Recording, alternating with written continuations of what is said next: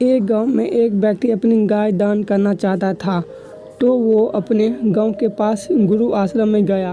हाथ जोड़कर विनम्र प्रार्थना की, मैं अपनी एक गाय दान करना चाहता हूँ जो दूध देती है।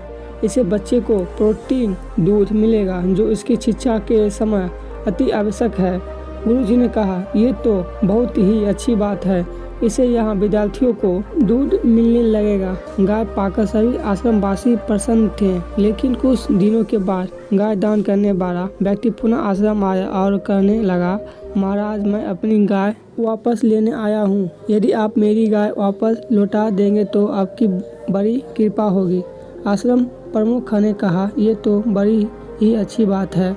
यह कहकर उन्होंने बिना कुछ पूछताछ किए बड़े प्यार से गाय उसके पुनः स्वामी को लौटा दी। जब वह व्यक्ति अपनी गाय लेकर वापस चला गया तो आश्रम प्रमुख के एक शिष्य ने उससे पूछा, गुरुजी, जब वह व्यक्ति गाय दान करने आया था तब भी आपने यह कहा था कि ये तो बड़ी ही अच्छी बात है, और आज जब व्यक्ति गाय वापस मांगने लगा तो भी आपने कहा यह तो बड़ी ही अच्छी बात है, और वह व्यक्ति उस गाय को आश्रम में छोड़कर चला गया। तो एक शिष्य ने प्रश्न करते हुए पूछा, गुरुजी, अब ये गाय दूध भी नहीं देती है, अतः किसी काम की नहीं है। अब मुफ्त में इसका गोबर उठाना पड़ेगा और सेवा करनी पड़ेगी। फिर भी आपने क्यों कहा कि यह तो बड़ी ही अच्छी बात है? अब उनमें भी कौन सी अच्छी बात रह गई है? आश्रम प्रमुख ने कहा, गाय दूध नहीं देती तो कोई बात नहीं। दूध के कारण गाय की सेवा करना तो संक्राम कर्म की श्रेणी में आता है। अब यह दूध नहीं देती तो इसकी सेवा निष्काम कर्म की श्रेणी में आएगी। निष्काम कर्म में उत्कृष्ट कोई बात हो ही नहीं सकती। वैसे तो गौ माता की सेवा करना हमारे यहाँ धर्म माना जाता है।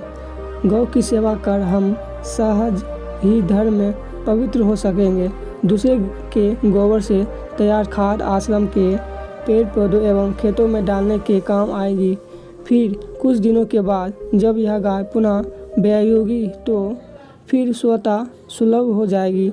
वास्तव में किसी भी घटना के मुख्यतः दो प्रश्न होते हैं, एक सकारात्मक प्रश्न और दूसरा नकारात्मक प्रश्न। यह हमारा दृष्टिकोण पर निर्भर करता है कि हम किसी भी घटना को किस रूप में लेते हैं।